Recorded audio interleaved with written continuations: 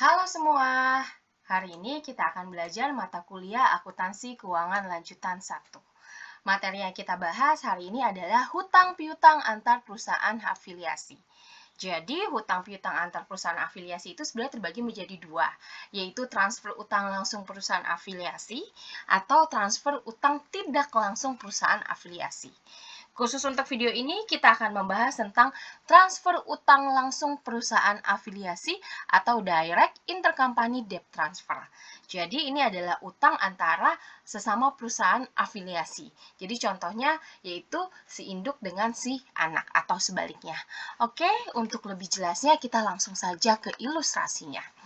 Nah, di sini bisa kita baca sama-sama ya untuk ilustrasinya. Jadi pada tanggal 1 Januari 2011, PT Induk membeli obligasi dengan nilai nominalnya 100 juta. Tingkat bunganya 12%, jangka waktunya 10 tahun, dari PT Anak dengan harga 90 juta. Bunga obligasi terutang pada tanggal 1 Januari dan 1 Juli. Oke, saya jelaskan lagi dengan bahasa mudahnya. Jadi gini, PT Induk membeli obligasi ke PT Anak ya. Nah, harga nominal obligasi itu 100 juta. Tapi dibeli oleh PT Induk senilai 90 juta dengan bunganya 12% ya dalam jangka waktu 10 tahun. Nah, bunganya yang 12% ini dibayar setiap setahun 2 kali, yaitu pada tanggal 1 Januari dan tanggal 1 Juli. Oke, bagaimana kita membuat laporan konsolidasinya? Ya, ingat sebelum membuat laporan konsolidasi, kita harus membuat jurnal eliminasinya dulu. Jurnal eliminasi adalah kita mengeliminasi akun-akun yang saling timpal balik atau akun-akun resiprokal. Oke, pertama kita harus menghitung dulu biaya bunga dan amortisasi diskonto. Berapa biaya bunganya dan amortisasi diskonto. Oke, kita hitung dulu yaitu pertama kita tulis dulu bunganya. Bunganya tadi kan 12% ya. 12% kali 100 juta. 100 juta ini adalah nilai nominal dari obligasi. Jadi bunga tunainya sebesar 12 juta. Oke, setelah itu kita hitung amortisasi diskonto. Ya, tadi karena ada amortisasi diskonto karena kenapa? Harga nominalnya 100 juta tapi dibelinya 90 juta. Berarti di situ ada diskon ya. Kita amortisasikan, namanya amortisasi diskonto, yaitu senilai 10 juta. 10 juta ini adalah selisih dari 100 juta dikurangi 90 juta, ya 100 juta tadi adalah nilai nominal, sedangkan 90 juta adalah harga yang dibayar oleh si PT Induk. Jadi 100 juta dikurangi 90 juta, 10 juta dibagi jangka waktunya itu 10 tahun. Jadi amortisasi diskontonya adalah 1 juta. Oke, kita sudah hitung bunga tunai, kita sudah hitung amortisasi, kemudian kita jumlah. Nah, kita jumlah, kita dapatlah itu biaya atau pendapatan bunga per tahunnya senilai 13 juta. Jadi, biaya itu biaya bunganya berarti itu posisinya sebagai PT Anak ya, karena Anak kan yang menerbitkan obligasi dan dia berarti harus membayar bunganya, dihitungnya bunganya per tahunnya adalah 13 juta. Sedangkan pendapatan bunganya itu ini adalah dalam sudut pandangnya yaitu PT Induk. Kenapa? Karena PT Induk yang membeli, berarti kan dia si anak bayar bunganya ke PT Induk. Anak bayar bunga kita catatnya sebagai beban bunga. Sedangkan si induk berarti kan menerima bunga yang dibayar oleh si PT Anak. Nah, ini kita catatnya sebagai pendapatan bunga. Oke? Sekarang kita posisikan diri kita sebagai PT Anak, yes, debitur yang menerbitkan obligasi. Kita bikin dulu jurnalnya. Pertama kita bikin jurnal tanggal 1 Januari. Kenapa kita bikin jurnal tanggal 1 Januari 2019? Karena tanggal 1 Januari ini adalah transaksi di mana si anak menjual obligasi kepada si induk. Oke, dijual berapa tadi? Dijualnya 90 juta. Berarti kasnya bertambah senilai 90 juta. Nah, seharusnya kan harga nominalnya itu 100 juta. Berarti di situ ada diskonnya yaitu senilai 10 juta. Ya, jadi diskonto utang obligasi 10 juta ini merupakan 100 juta harga nominal dikurangi 90 juta harga yang dibayar oleh si PT Induk ya, obligasi yang dibeli oleh si PT Induk. Jadi diskontonya 10 juta. Oke. Dengan utang obligasinya adalah 100 juta. 100 juta ini adalah harga nominal dari obligasi. Oke. Setelah itu, setelah tanggal 1 Januari kita buat tanggal transaksi tanggal 1 Juli. Kenapa kita buat transaksi tanggal 1 Juli? Ingat, karena tadi bunganya itu dibayarnya per tanggal 1 Januari dan tanggal 1 Juli. Kok kita nggak buat sih, Bu, yang tanggal 1 Januari, langsung saja ke 1 Juli? Nah, 1 Januari ini kan sebenarnya transaksi awal si anak jual obligasi si induk. Masa langsung bayar bunga sih? Enggak kan ya? Berarti bayar bunganya di tanggal 1 Juli 2011, ya, dan di tanggal 1 Januari 2012. Ya, nggak mungkin kan utang hari ini langsung bayar bunganya hari ini. Ya, oke. Berarti 1 Januari ini kita buat jurnal umumnya untuk yang transaksi penjualan obligasi, ya. Nah, berikutnya adalah kita mencatat, kita posisikan diri kita sebagai PT Anak, kita catat bunga yang akan kita bayar. Berapa bunga yang akan kita bayar? Beban bunganya kita bayar adalah senilai 6.500.000. Kok 6.500.000, Bu? Nah, ingat, tadi kan bunganya itu yang harus dibayar PT Anak 13 juta. Nah, 13 juta ini kan dibayar setahunnya 2 kali. Berarti tanggal 1 Juli 2019 dan tanggal 1 Januari 2012. Nah, ini berarti 6.500.000. Ya, 13 juta dibagi 2 yaitu 6.500.000. Oke? Setelah itu, kita catat di sini ada diskonto utang obligasinya di kredit, yaitu senilai 500.000. Nah, jadi ini diskontonya ini sebenarnya dapat dari 1 juta ini dibagi 2. Ingat ya, dibagi 2 kenapa? Karena tadi bunganya itu dibayarnya dalam 1 tahun 2 kali. Ya, jadi ini pertama di Juli, kita catat dulu di bulan Juli, berarti 1 juta dibagi 2 yaitu 500.000. Oke, setelah itu baru kita catat lagi kas, ya. Kasnya yaitu senilai 6 juta, ya. Kita bayar kasnya yaitu atau kita bayar bunganya senilai 6 juta, ya. Yaitu kas kita berkurang senilai 6 juta. 6 juta dapat dari mana, Bu? Yaitu 12 juta dibagi 2. Itu yaitu 6 juta. Oke? Setelah itu kita catat tanggal bayar bunganya lagi kan nanti tanggal 1 Januari 2012. Nah, tapi ingat 1 Januari 2012 itu sudah masuk ke laporan keuangan tahun 2012. Nah, sedangkan ini adalah transaksi di tahun 2011. Berarti kita harus buat penyesuaian.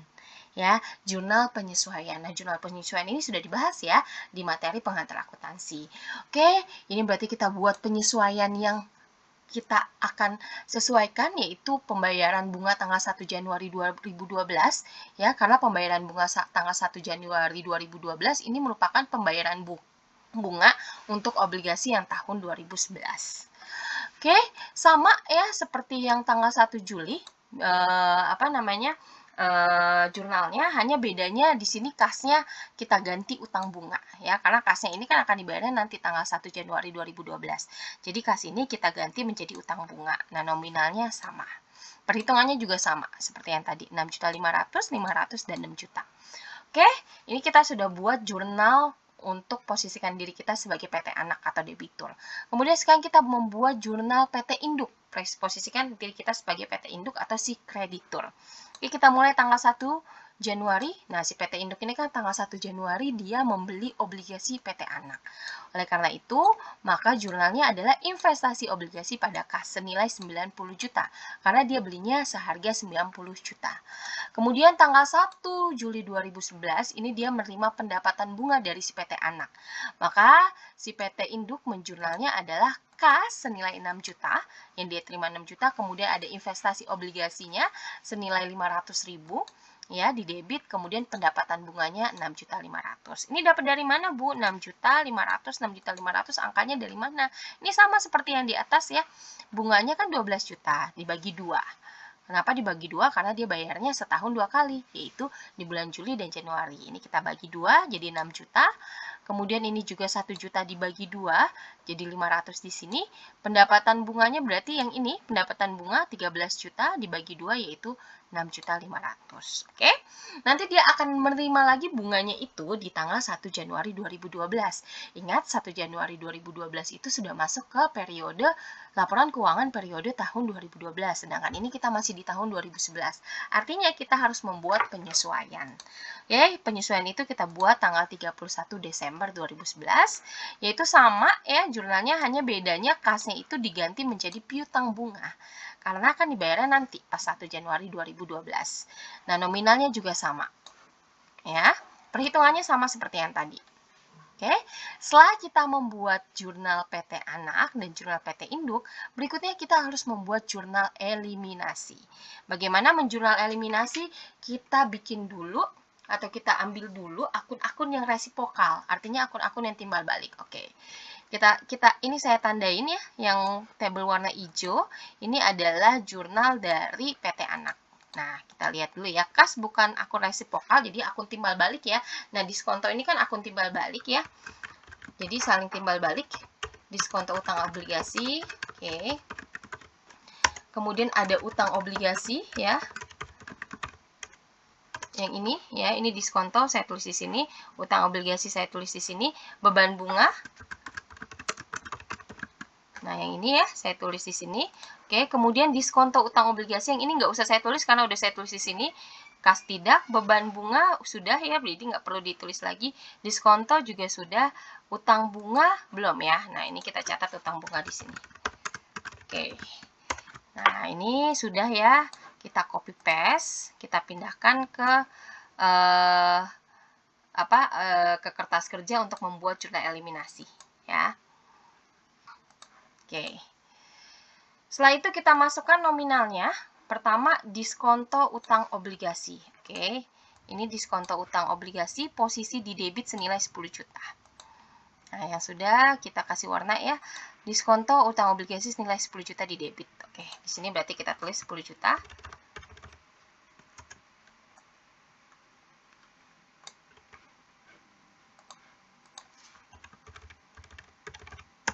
Oke.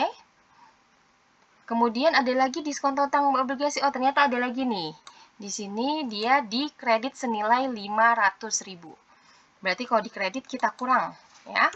Senilai 500.000. Kemudian ada lagi diskonto utang obligasi senilai 500.000 di kredit.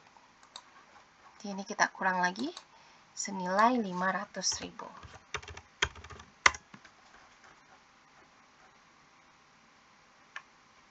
Oke, setelah itu utang obligasi. Utang obligasi dikredit senilai 100 juta ya. Nah, ini yang sudah saya pindahkan, ini saya kasih warna ya supaya menandai. Oke, ini 100 juta dikredit utang obligasi. Nah, ini karena dia kredit maka kita pakai minus. Nah, 100 juta dikredit. Oke, kemudian beban bunga ya. Ada lagi nggak utang obligasi? Nggak ada ya. Kita lanjut ke beban bunga. Beban bunga 6.500.000 di debit. Kita pindahkan di sini 6.500.000. Kemudian beban bunga lagi tanggal 31 Desember ya 6.500.000. Berarti kita pindahkan di tabel yang jurnal eliminasi ini ya. Oke, berarti menjadi 13 juta ya. Nah, kemudian utang bunga di kredit senilai 6 juta. Utang bunga di kredit senilai 6 juta. Berarti ini, nah. Oke, kalau kredit kita tutup kurung. Ya, jadi yang menandakan dia debit dan kredit, kalau ditutup kurung itu artinya kredit. Kalau tidak ditutup kurung artinya debit. Oke, kita sudah pindahkan yang PT anak. Sekarang kita pindahkan yang PT induk. Oke, ada apa aja sih jurnalnya? Pertama ada investasi obligasi. Oke, kita catat dulu aja di sini ya. Investasi obligasi. Kemudian kas tidak masuk, investasi obligasi sudah ya, sudah dicas ini pendapatan bunga. Oke. Piutang bunga kita masukkan piutang bunga. Oke. Kemudian investasi obligasi jadi kita masukkan pendapatan bunga juga sudah ya. Tadi investasi obligasi maksudnya sudah saya tulis di sini, jadi nggak perlu kita catat lagi. Pendapatan bunga juga sudah dicatat di sini. Oke, kemudian saya pindahkan ke tabel untuk membuat jurnal eliminasi. Oke.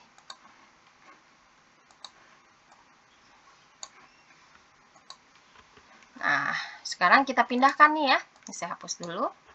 Kita pindahkan. Pertama, investasi obligasi di debit 90 juta. Ini PT induk, berarti kita masuk ke kolom PT induk. 90 juta. Oke, sudah. Kalau sudah saya tandai. Kas tidak perlu, kas tidak perlu. Investasi obligasi 500.000 di debit. Berarti 500.000 di debit, di sini kita tambah 500.000. ya. Oke, pendapatan bunga 6.500.000 di kredit. Pendapatan bunga 6.500.000 di kredit. Ingat kalau kredit berarti kita tutup kurung. Oke, sudah. Kemudian piutang bunga 6 juta di debit. Piutang bunga 6 juta di debit. Nah, sudah kita pindahkan. Kemudian investasi obligasi di debit senilai 500.000 ya. Nah, ini sini berarti kita jumlah, kita tambah ya 500.000. Oke. Kemudian pendapatan bunga di kredit 6.500.000. Pendapatan bunga di kredit 6.500.000. Oke. Nah, sudah selesai. Nah, berarti kita buat konsolidasi sebelum eliminasi. Nah, ini berarti senilai 9 juta ya. Nah, ini senilai 100 juta di kredit ya, karena tutup kurung. Beban bunga 13 juta. Kemudian utang bunga obligasi 6 juta, utang bunga saja ya. Terus investasi obligasi 91 juta. Pendapatan bunga 13 juta di kredit, dan piutang bunga 6 juta. Oke, setelah itu baru kita membuat jurnal eliminasi. Nah, berarti di saat kita membuat jurnal eliminasi, ingat, yang di debit kita jadikan di kredit. Yang di kredit kita jadikan di debit. Kenapa? Karena mau kita eliminasi, mau kita hilangkan. Nah, supaya kita hilangkan, ya kita ganti aja debit kreditnya. Oke, pertama di sini kita akan mengganti yang utang obligasi. Oke, nah ini utang obligasi di mana sih? Di kredit ya, karena dia tutup kurung ya. Berarti kita posisikan dia di debit ya. Jadi pertama nah, oke. Jadi 100 jutanya ini di debit, kemudian pasangannya dengan investasi obligasi di kredit, dan nah kita buat di sini ya, di kredit. Oke. Sama satu lagi adalah diskonto utang obligasinya. Nah, ini. Nah, dia pasangannya, dia kan ini di debit ya, 9 jutanya kita posisikan ini di kredit. Oke, sudah. Kemudian kita buat lagi jurnal eliminasi yang berikutnya, itu pendapatan bunga dengan utang bunga. Ya, pendapatan bunganya 13 juta, tadi ini pendapatan bunga di kredit, di sini berarti di eliminasi kita posisikan di debit. Karena kenapa kita posisikan di debit? Karena mau kita eliminasi, mau kita hilangkan. Ya, beban bunga ini 13 juta di debit, kita sudah posisikan dia di kredit yang ini ya. Nah, ini saya tandai. Jadi yang sudah kita buat, kita blok aja warna kuning supaya menandai. Kemudian berarti yang belum adalah utang bunga dan piutang bunga. Piutang bunga di debit kita taruh di kredit, kemudian utang bunga 6 juta ini di kredit, kita posisikan dia di debit ya. Jadi posisi seperti ini, utang bunga pada piutang bunga. Nah, selesai jurnal eliminasi untuk tahun 2011. Kemudian biasanya yang kita lakukan adalah kita membuat kertas kerja eliminasinya. Baru nanti kita akan membuat laporan keuangan konsolidasi. Oke? Nah, bagaimana dengan jurnal eliminasi tahun 2012?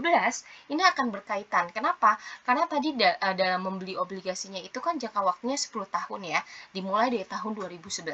Berarti akan ada kaitannya dengan transaksi nanti tahun 2012, 2013, sampai 10 tahun kemudian ya. Karena kenapa tadi? Karena jangka waktu pembayaran obligasinya yaitu selama 10 tahun.